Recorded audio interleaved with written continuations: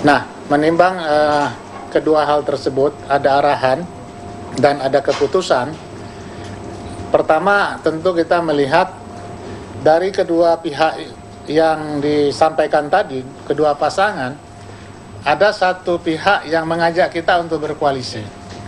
Ada satu pihak yang tidak mengajak kita sama sekali untuk berkoalisi. Itu yang pertama pertimbangannya.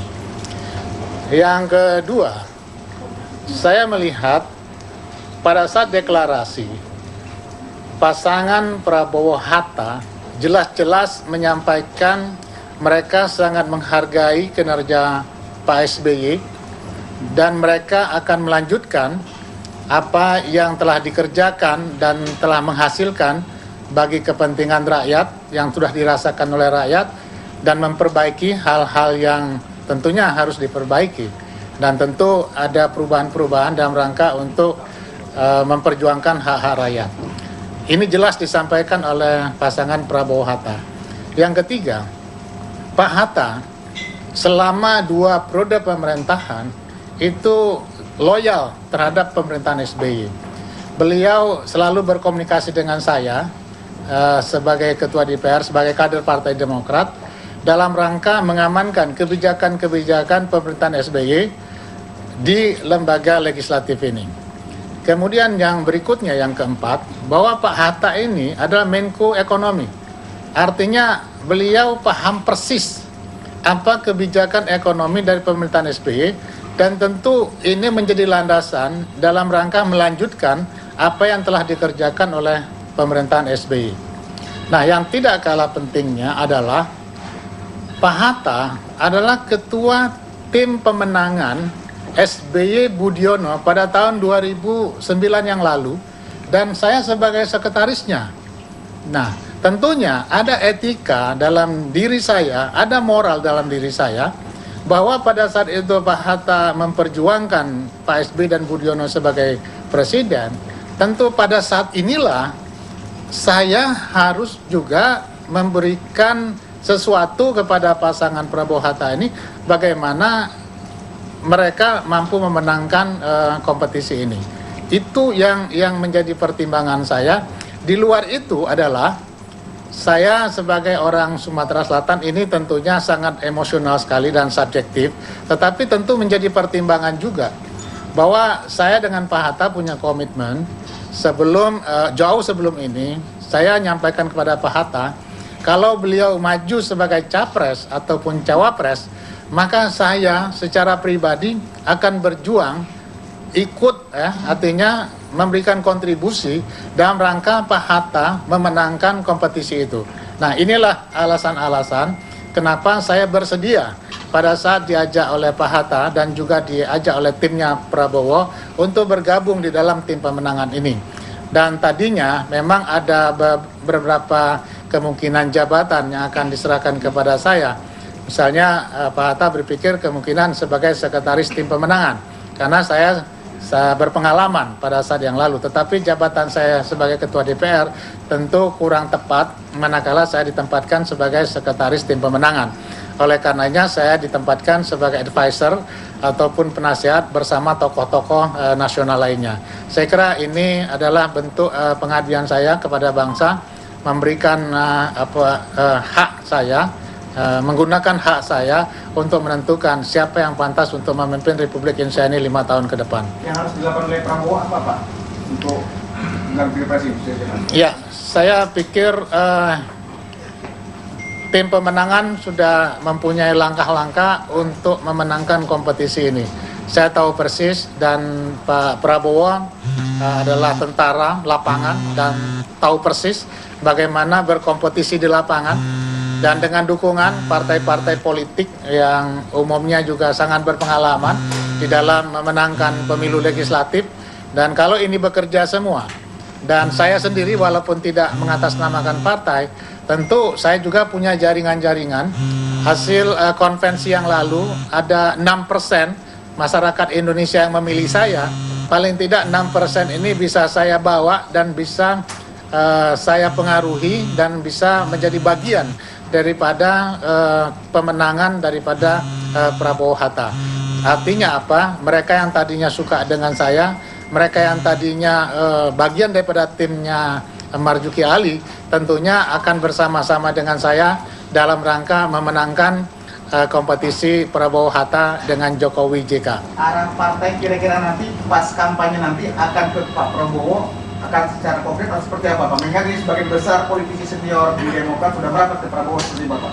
Ya, saya berpikir begini, dari pertimbangan-pertimbangan tadi, di mana Demokrat diajak berkoalisi oleh Pak Prabowo, di sisi lain Pak Jokowi itu tidak mengajak kita. Tentu ini salah satu pertimbangan yang sangat krusial yang menjadi dasar kita untuk menentukan pilihan. Tetapi yang paling penting adalah platform, gagasan. Nah, dari gagasan yang disampaikan oleh Pak Prabowo dan Pak Hatta, jelas bahwa Pak Prabowo akan melanjutkan perjuangan ataupun kinerja yang telah dihasilkan oleh Pak SBY.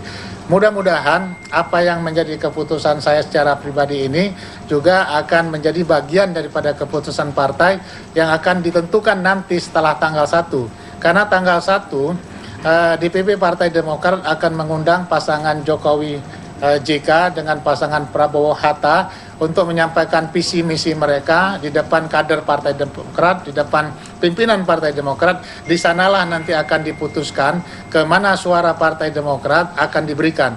Tetapi yang jelas adalah tidak ada gunanya kita memberikan suara kalau suara itu tidak akan mencapai kemenangan.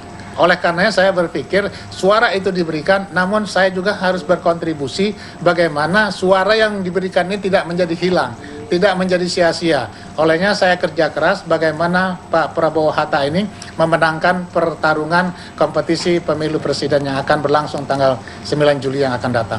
Pak, jika nantinya Partai Demokrat mendukung pasangan lain di mana? Saya tentunya akan bersikap secara sebagai kader saya akan ikuti apapun keputusan partai. Tetapi secara pribadi saya juga punya hak, sebagaimana yang saya sampaikan tadi.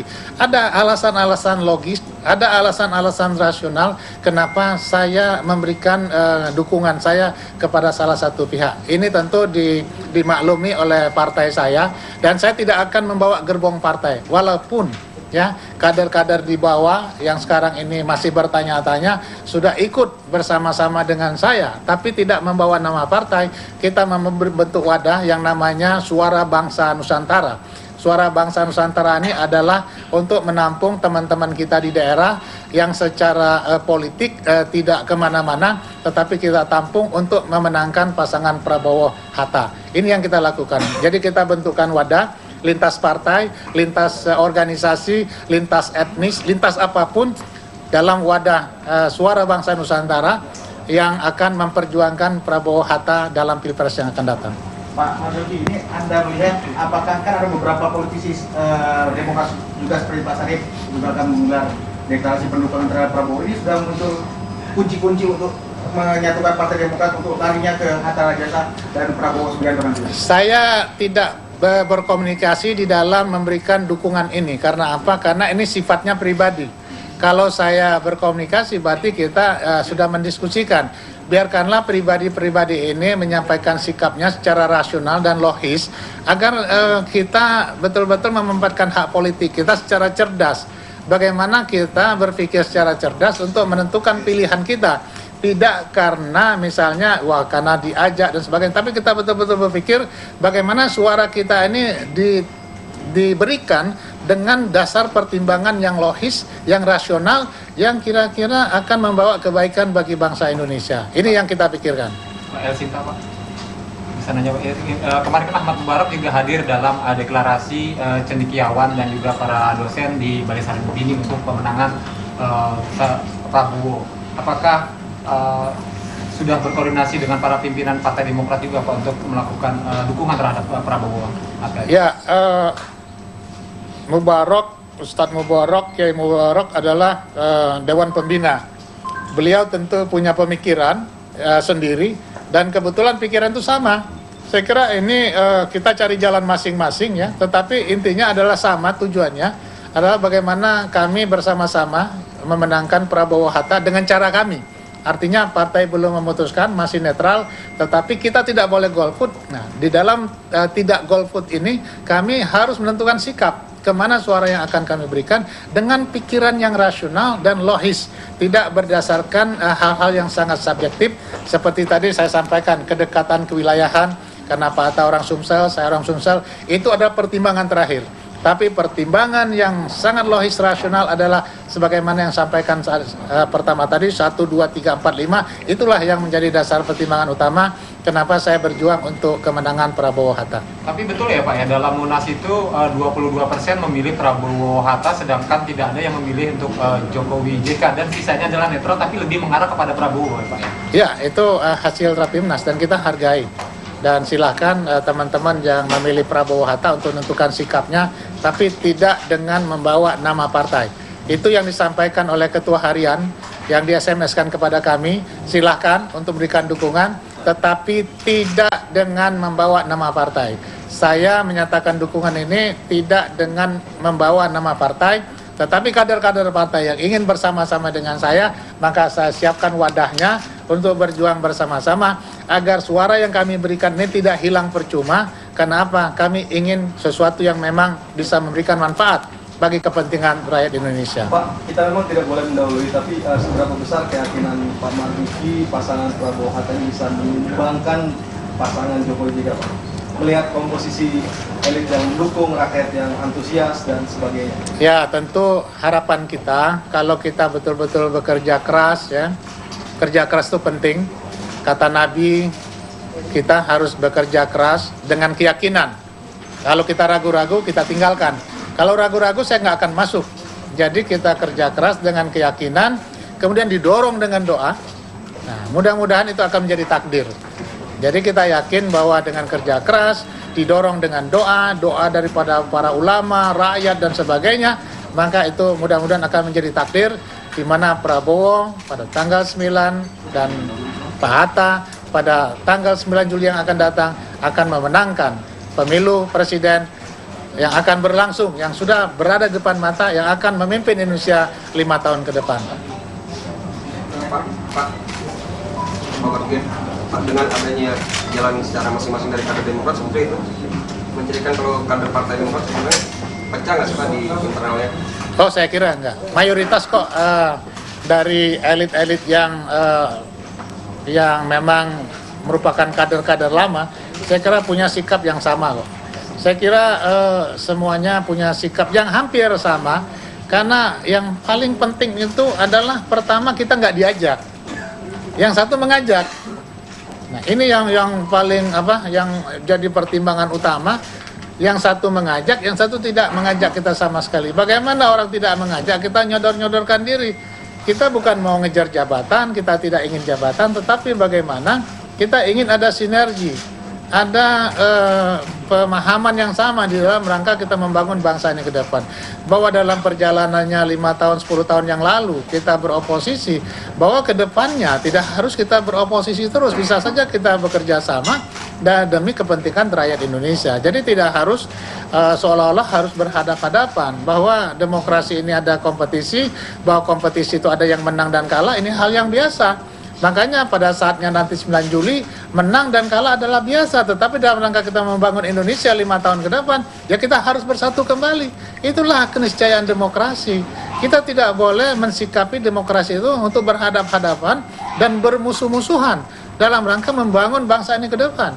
Keniscayaan demokrasi ini adalah di mana kita ada kompetisi. Setiap 5 tahun ada kompetisi. Setiap kompetisi ada menang dan kalah. Setelah kompetisi itu terjadi, menang dan kalah selesai, maka kita bersatu kembali untuk membangun bangsa ini menuju bangsa yang bermartabat, menuju Indonesia yang lebih adil, lebih aman, lebih sejahtera, lebih makmur, dan lebih semuanya. Saya kira itu yang harus menjadi pemahaman kita seluruh rakyat Indonesia. Pak Marzuki. Ya. Ini kira-kira platformnya ini sudah disinkronisasikan belum dengan platformnya Partai Demokrat, sehingga nanti ke depan kemungkinan besar Ketua Umum Pak SBY akan secara konkret menyatakan dukungan kepada Pak Prabowo? Ya, saya melihat dari deklarasi yang disampaikan oleh Pak Prabowo di dalam pada saat yang bersangkutan mendaftar, pada saat yang bersangkutan mengumpulkan tim pemenangan dan sebagainya. Saya kira sudah jelas dan secara nyata yang bersangkutan akan melanjutkan apa yang telah dihasilkan oleh pemerintahan SBY dengan perbaikan dan tentunya ada hal-hal yang baru yang belum dikerjakan. Intinya adalah untuk kepentingan seluruh rakyat Indonesia. Itu yang paling penting, yang menjadi dasar pertimbangan bagi Demokrat, ya, bagi saya pribadi khususnya untuk membawa